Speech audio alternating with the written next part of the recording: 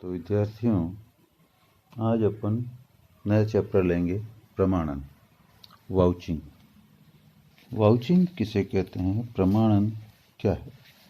व्यवसाय में लेखा पुस्तकों में की गई प्रविष्टियों की जांच सबूतों में अपन बिल है, रसीदें हैं, प्रपत्र है, विवरण पत्र है, इन सबको अपन सबूत कहते हैं।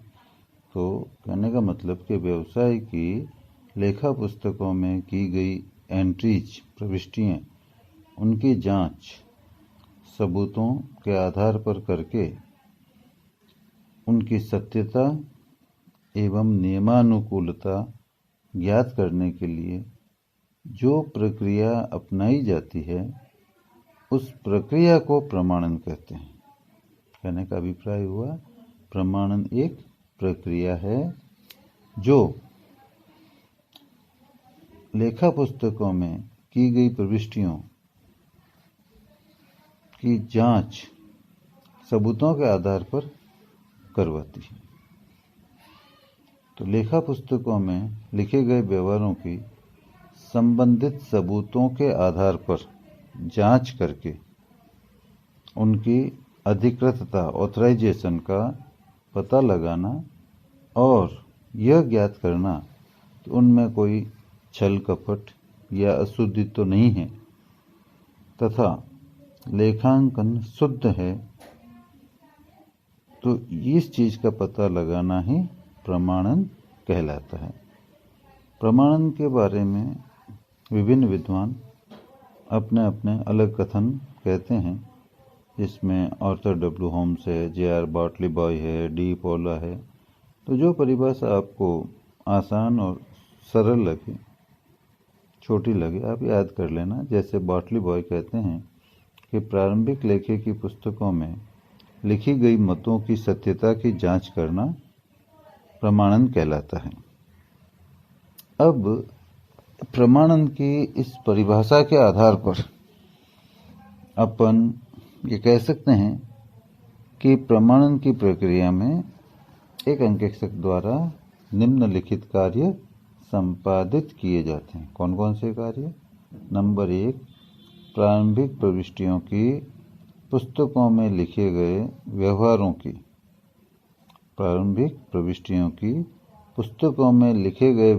की संबंधित सबूतों से पुष्टि करना।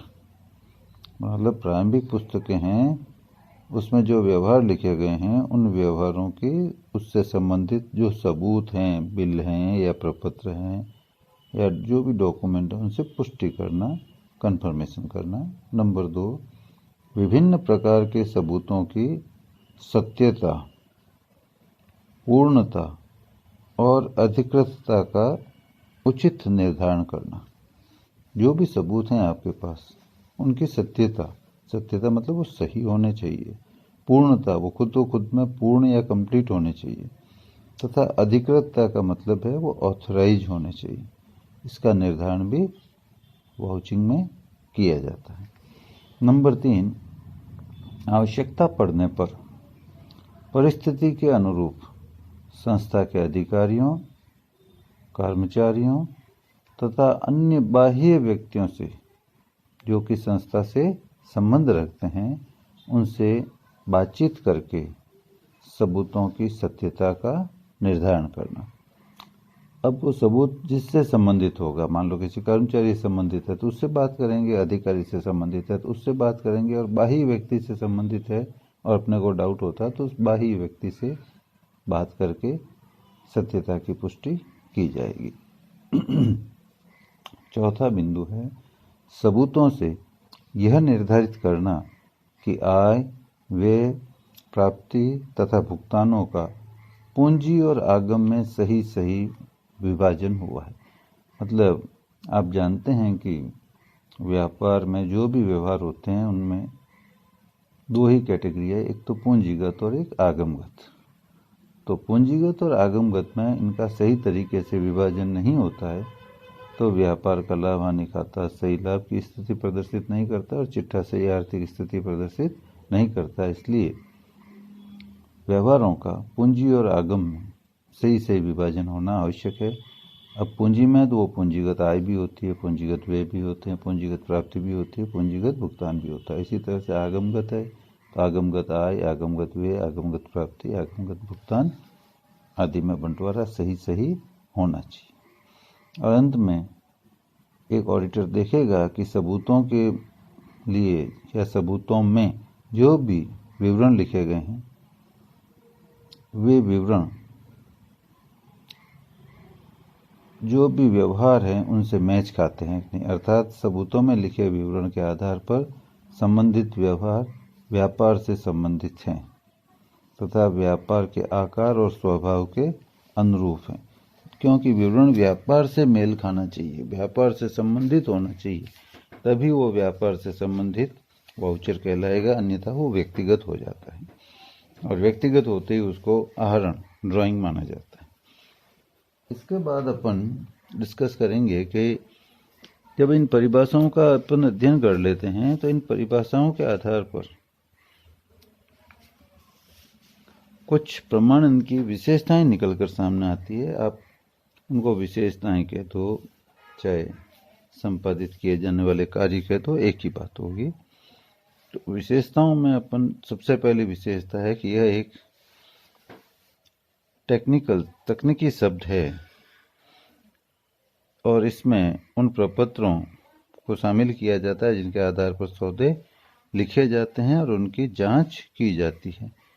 तो विशेषता हुई कि यह तकनीकी शब्द है, प्रमाणन एक तकनीकी शब्द है। दूसरी विशेषता हुई इसमें संबंधित प्रमाणकों को इकट्ठा किया जाता है। इकट्ठा क्यों करते हैं? क्योंकि उनके आधार पर अपन को लेखों की जांच करने का कार्य करना है। तीसरी विशेषता इसमें यह जांच की जाती है कि कोई लेन देन दर्ज होने से छूटा तो नहीं है, मतलब सारे लेन देन या ट्रांजैक्शन रिकॉर्ड कर लिए गए हैं।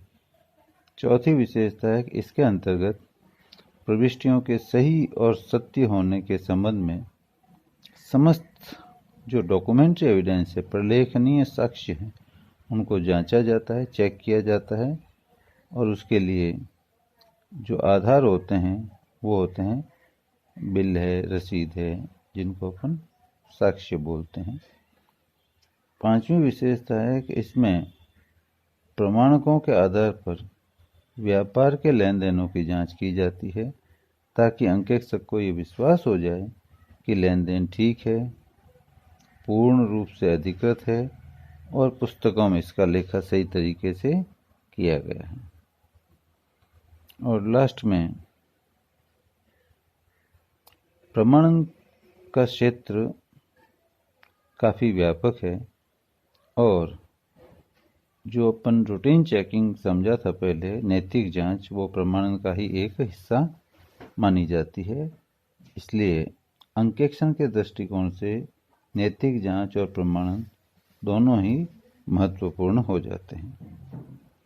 इसके बाद अपन डिस्कस करेंगे प्रमाणन के उद्देश्य, ऑब्जेक्ट्स ऑफ वाउचिंग।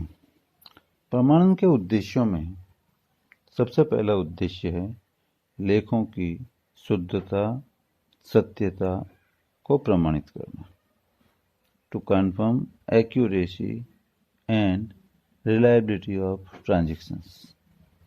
लेखों की शुद्धता और सत्यता प्रमाणित करने का यह प्रमुख उद्देश्य है, क्योंकि इसमें इस बात की जांच की जाती है कि लेखांकन उचित सबूतों के आधार पर किया गया है तथा लेखांकन सही है। दूसरा उद्देश्य है संपूर्ण व्यवहारों का लेखांकन, और to confirm that all transactions have been recorded. प्रमाणन का यह भी एक उद्देश्य होता है कि समस्त व्यवहारों का लेखांकन संबंधित सबूतों से पुस्तकों में हो गया है और कोई व्यवहार लेखांकित होने से छूटा नहीं। तीसरा उद्देश्य है व्यापारिक व्यवहारों का ज्ञान, नॉलेज ऑफ बिजनेस ट्रांजैक्शन। प्रमाणन से अंकेक्षक इस बात की पुष्टि कर लेता है या इस बात से संतुष्ट हो जाता है कि व्यवहार व्यापार से संबंधित है और उसका लेखांकन हो गया है। व्यापार से संबंधित समस्त तथ्यों की उसे जानकारी प्राप्त हो गई है। चौथा उद्देश्य है व्यापार से संबंध न रखने वाले व्यवहारों का ज्ञान, knowledge of transactions which are not concerned with business। प्रमाणन का उद्देश्य ये पता लगाना भी होता है कि कहीं ऐसे व्यवहार तो पुस्तकों में नहीं लिख दिए गए हैं जिनका व्यापार से कोई संबंध ही नहीं है और उन्हें व्यापार के खर्च मानकर लिख दिया गया हो, जबकि वे व्यवहार व्यापारी के व्यक्तिगत व्यवहार या व्यक्तिगत खर्चे होते हैं। इस संबंध में ये कहा गया है कि प्रमाणन के प्रमुख उद्देश्यों में से एक केवल यह जानना ही नहीं है कि व्यापार से राशि का भुगतान हो गया है, बल्कि यह जानना भी होता है कि भुगतान व्यापार से संबंधित व्यवहार के लिए हुआ है। और अंतिम है लेखों का अधिकृत होना, ऑथराइजेशन ऑफ ट्रांजैक्शंस। प्रमाणन का ये भी एक मुख्य उद्देश्य होता है कि वो ये ज्ञात करे कि व्यवहार पुस्तकों में लिखे गए हैं वे उचित अधिकारी के द्वारा अधिकृत है या नहीं।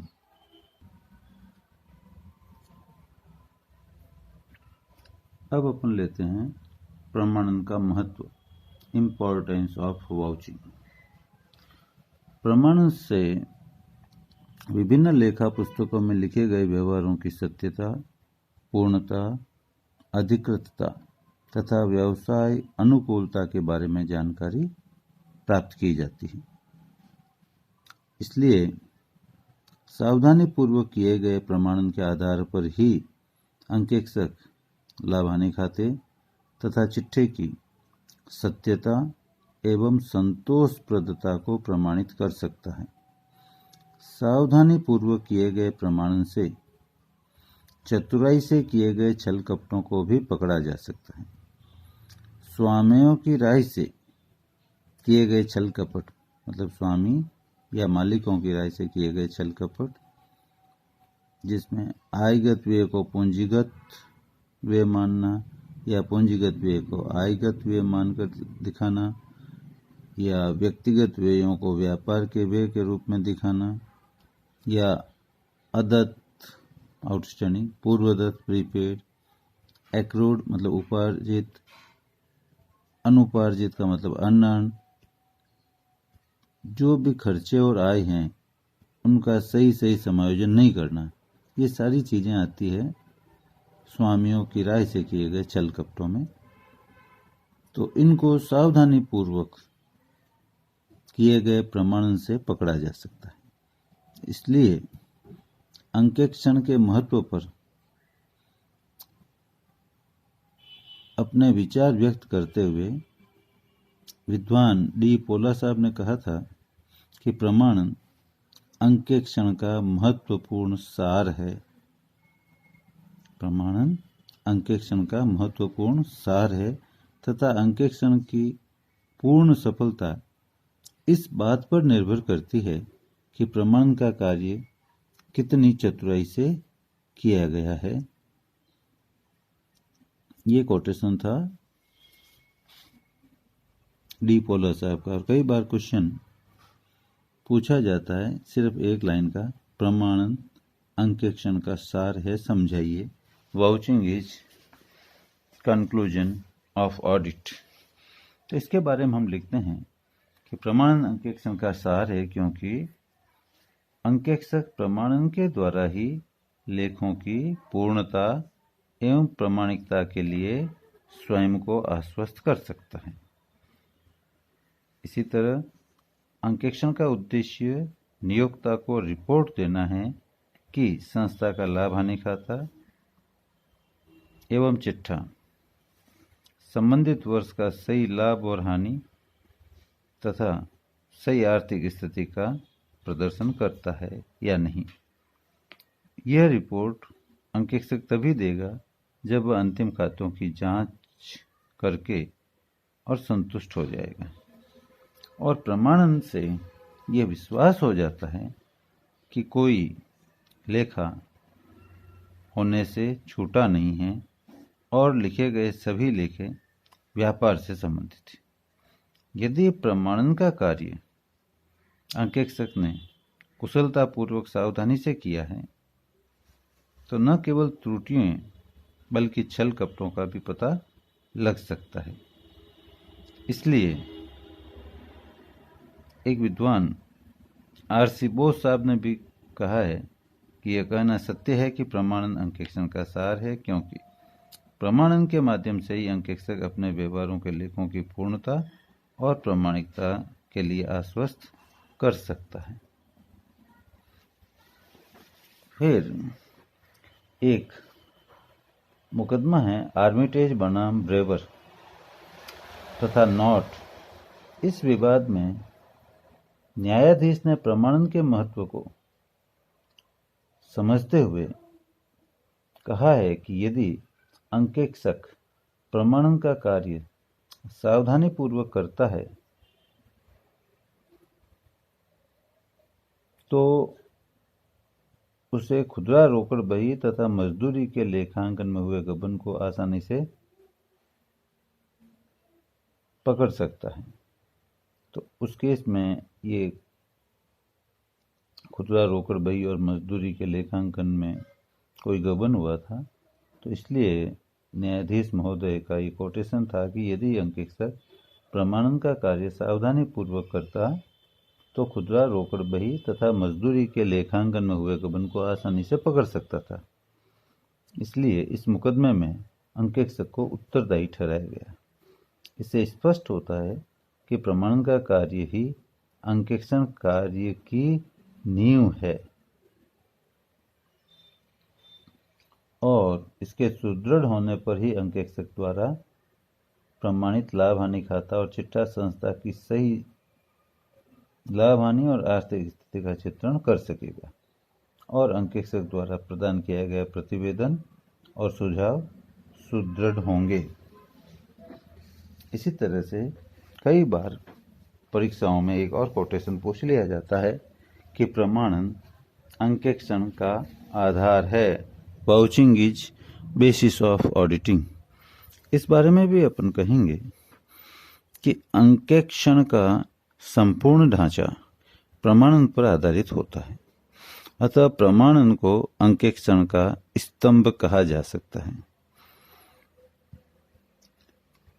प्रमाणन में लेखा पुस्तकों में किए गए लेखों की जांच की जाती है, इसलिए इस कार्य को सावधानी पूर्वक बुद्धिमत्ता से विवेक काम में लेते हुए किया जाए तो त्रुटियां और कपटों का पता लगाया जा सकता है।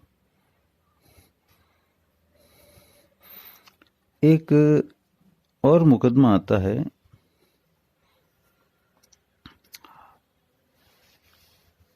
जो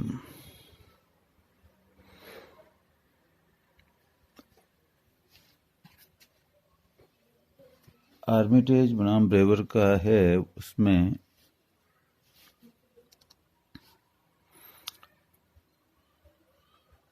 कर्मचारी ने 1400 पाउंड का गबन किया था और ऑडिटर उसका पता नहीं लगा पाया था, जो अपन ने डिस्कस किया पहले। तो उसमें अंकेक्षक को 1259 पाउंड की क्षतिपूर्ति के लिए न्यायाधीश ने आदेश दिया था। इस संबंध में लंकास्टर महोदय ने कहा था कि यह अनुभव करना चाहिए कि प्रमाणन की प्रकृति ही व्यवहार में इसे प्रत्येक अंकेक्षण का एक अविच्छिन्न अंग बना देती है एवं इस बारे में जब कभी अंकेक्षक के कर्तव्यों को कम करने की सोची जाए तो आने वाली जोखिम को नज़रअंदाज नहीं करना चाहिए। हमारे एग्जामिनेशन में एक कोटेशन पूछा जाता है, प्रमाणन अंकेक्षण की रीढ़ की हड्डी है, vouching is the backbone of auditing. इस बारे में भी अपन को डिस्कस करना चाहिए कि हमारे विद्वान अंकेक्षण कार्य में प्रमाणन को अधिक महत्व देते हैं और अपना महत्व बतलाते हुए, प्रमाणन का महत्व बताते हुए कहते हैं कि जिस प्रकार मानव शरीर में रीढ़ की हड्डी अत्यंत महत्वपूर्ण होती है, उसी प्रकार अंकेक्षण कार्य के अंतर्गत प्रमाणन महत्वपूर्ण होता है।